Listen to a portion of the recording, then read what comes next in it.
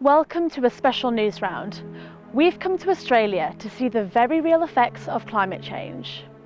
I thought we were all going to die and all of our houses were going to burn down. It was really smoky. You could see people around wearing like full gas masks that you would wear during like a war or something. The sky just went orange and like the sun was almost like piercing, it was almost like a laser coming through the sky. And then you just look up and you're like, something really, really bad's happening. It was just all over the news, all anyone ever talked about. You forgot what blue sky was like. It was just smoke for like a month. These were the scenes when fire ripped through large parts of Australia. Record high temperatures, a lack of rain combined with strong winds led to fires burning out of control. Houses, businesses and vehicles were destroyed, and animals had to be rescued from the flames. Newsround has come to Australia to see what life has been like for kids and their families who have lived through some of the worst forest fires the country has ever seen.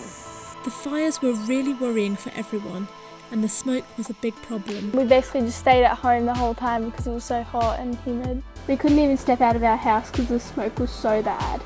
So we just stayed inside. Well, I actually was suffering with seasonal asthma just because of the fire. My doctor said it's actually equivalent to smoking 20 cigarettes a day. Australia is used to bushfires, but they've never been as big or caused as much damage as these ones. Fires spread quickly and lasted for months in large parts of the country, with New South Wales and Victoria the worst affected. So why was this fire season so bad? 2019 was the hottest and driest on record, with temperatures hitting at least 40 degrees Celsius in every state. That was combined with months of drought, partly caused by an unusually strong weather cycle called the Indian Dipole. Higher than usual temperature differences between the two sides of the Indian Ocean meant flooding in parts of East Africa and a lack of rainfall in Australia. And climate change had an impact too. It's thought that it increased the risk of bushfires by at least 30%. So how close were the fires? Well, they were about 100 metres away. 11-year-old Giselle lives in Blackheath. She had to leave her home to escape the fires burning nearby. There were 20 fire trucks an hour just whizzing down the street. There was planes and helicopters and it was so loud. You could smell the smoke. We had to wear face masks and it was really not a good smell at all. The sky was like red, just completely red for a lot of the time in the night time mainly.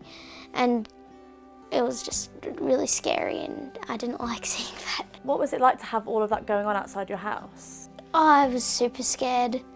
I just sort of tried to keep myself occupied with other things than thinking about it the whole time. My dad actually wanted to stay back and fight the fires with the hose, but I did not want that. And my nan called up from where she lives and she just said, "You need to get out of there because it's getting really close to us."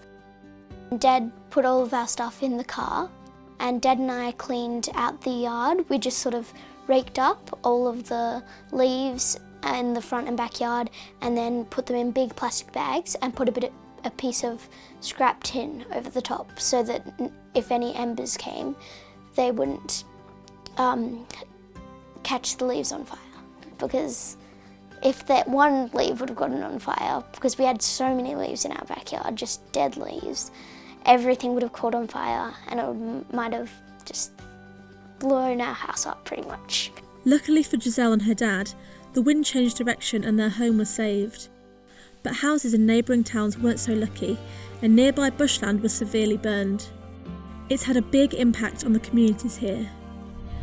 I'm travelling down one of the streets of a really small village called Clarence, and it's been really badly damaged by the fires.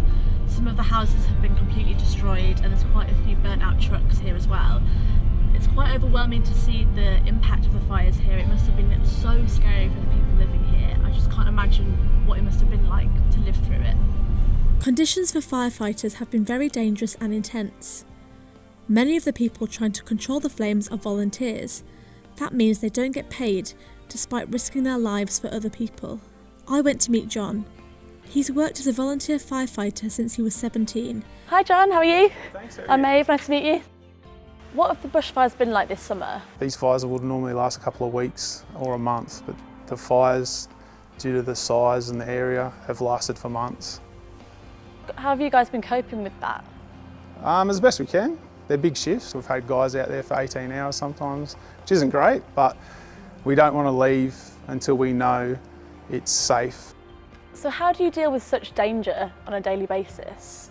You just don't have time to think, I'm scared. You know it's sometimes dangerous, and you're trying to just monitor what the fire's doing. The fires get very intense around the houses, and you have other people to think about then.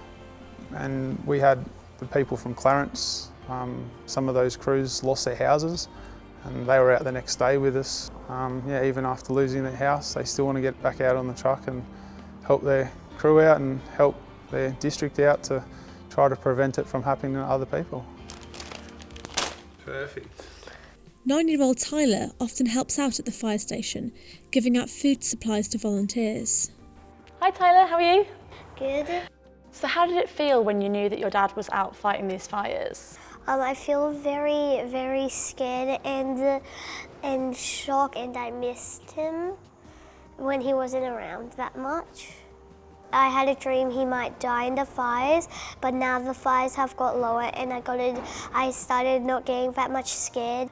I feel very, very proud for him. He's very good at it. This is part of the Blue Mountains World Heritage Site. It suffered severe damage during the fires, with most of the trees being burned. It's really quiet here because a lot of the animals that used to live here have either died or run away. It's estimated that more than 1 billion animals have been lost in the fires. So where did the flames come from? Yeah, so the flames came from the north, from this direction. Pretty much all the way to the horizon of what you can see has been burnt, and came right up and over where we're standing now. And how high were the flames? Yeah, the maximum, they'd probably be close to 100 metres high, coming out of the tops of the tall trees. We've had 3 major fires over the summer in the upper Blue Mountains, and they've burnt out nearly 70% of the Blue Mountains National Park. The Blue Mountains is a really special place. It's World Heritage listed because of the biodiversity, the special biodiversity they have in this area. So we have over 100 species of eucalypts. We don't know the extent of the damage, but it's expected that the fire would have impacted on several of those species. And how does the forest go about recovering from this? It is part of the natural process. It's while we haven't had on the scale before, we have had fires before, and the bush always comes back.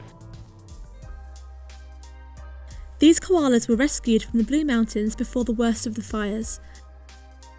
An organisation called Science for Wildlife was studying these koalas. They wanted to bring them out from the wild ahead of the fires to protect them, and luckily we here at Taronga Zoo were able to bring them in and look after them here at the zoo. If we hadn't rescued these koalas, they would have lost their habitat to the fire, and probably most of them would have lost their lives in the bushfires. So now that we have the koalas here at Taronga, we are trying to just keep them happy and healthy. So that means feeding them first and foremost, and koalas are really fussy eaters. So we brought these guys in, and then we had to spend a lot of time going out and finding food for them. So we actually went back to where they're from and brought food down from there to make sure that they were getting the food they were used to. And we've been trying lots of different other species as well, trying to find out what they like. So this is Naomi.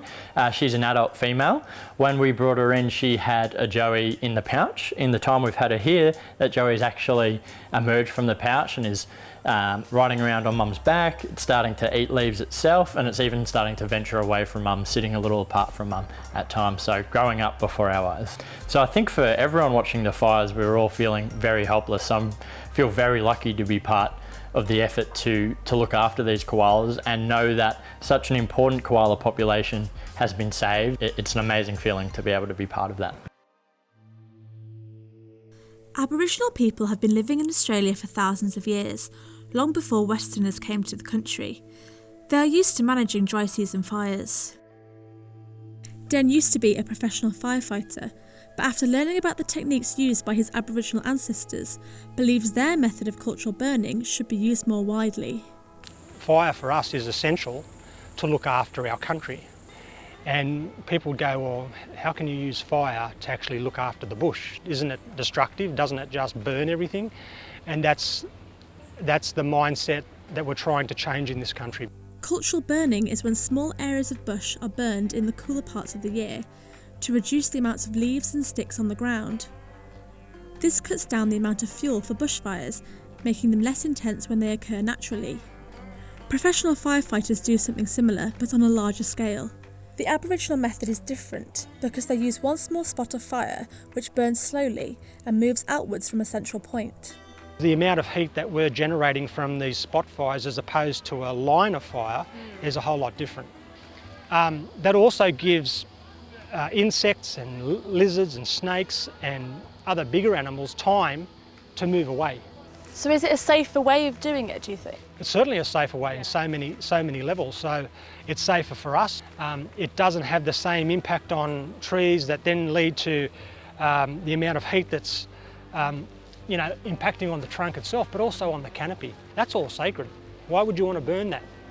And that's what I'm saying about cultural burning. Takes all of that into account. I'm hoping that they are listening, and it's time for them to start considering Aboriginal people taking a more active and a leading role in creating programs where we're seeing more, certainly more involvement by Aboriginal people in looking after country and leading that process.